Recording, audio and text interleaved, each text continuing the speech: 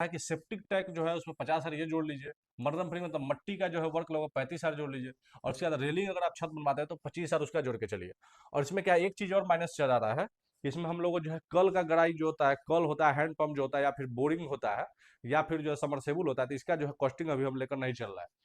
और जो है इसमें से सेप्टिक टैंक में क्या हो गया कि ये जो है जमीन वाली टैंक हो जाती है, वो सब चीज इसमें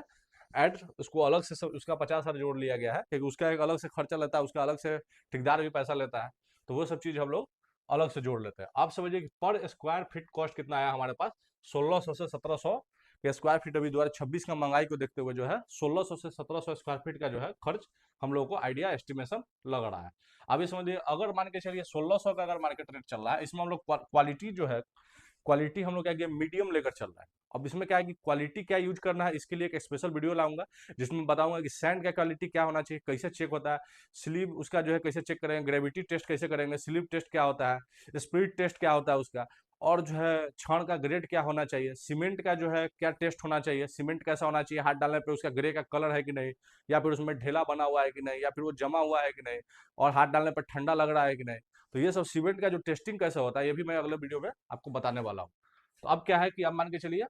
यहाँ पे 1000 गुने 16 से किए तो क्या हो गया, 16 लाख रुपए के आसपास में जो आपको 1000 का स्क्वायर फीट एरिया का आने वाला है खर्च, 16 से 17 लाख के आसपास में। अब इसमें एक चीज और समझ लीजिए, कम से कम 10% जो है एक्स्ट्रा बजट रखे। अब जैसे इसका मान के चलिए आपके पास इतना का अगर आप घर बनाना चाह रहे हैं तो आपको लगभग 18 से 19 लाख रुपए का जो है टारगेट लेकर चलना पड़ेगा। 10% एक्स्ट्रा पैसा इसलिए रखना है कि कहाँ पे अगर मान के चलिए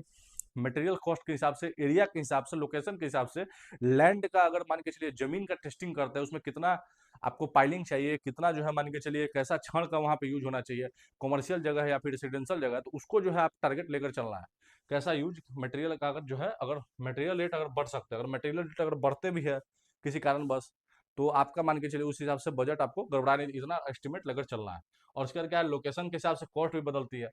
प्लान एंड डिजाइन से भी फर्क पड़ता है। अब जैसा डिजाइन अगर नॉर्मल रखते हैं तो कम पैसा लगेगा, और प्लान थोड़ा हेवी रखते हैं और उसमें मान के चलिए आप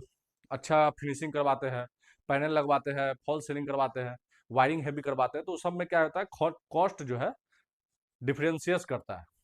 तो चलिए इसी तरह से क्या है कि 1000 स्क्वायर फीट घर बनाने का कुल खर्च लगभग 16 से 17 लाख आ सकता है। और इसीलिए अगर आपको वीडियो अच्छा लगा तो लाइक कीजिए, उसके बाद शेयर कीजिए अपने दोस्तों को, और सब्सक्राइब कीजिए मेरे चैनल प्रॉपर्टी पाठशाला को। और अगर आपके पास भी कोई सवाल है तो कमेंट के माध्यम से मुझसे पूछ सकते हैं, जिसका आंसर मैं शॉर्ट्स के माध्यम से देता रहता हूँ। चलिए धन्यवाद।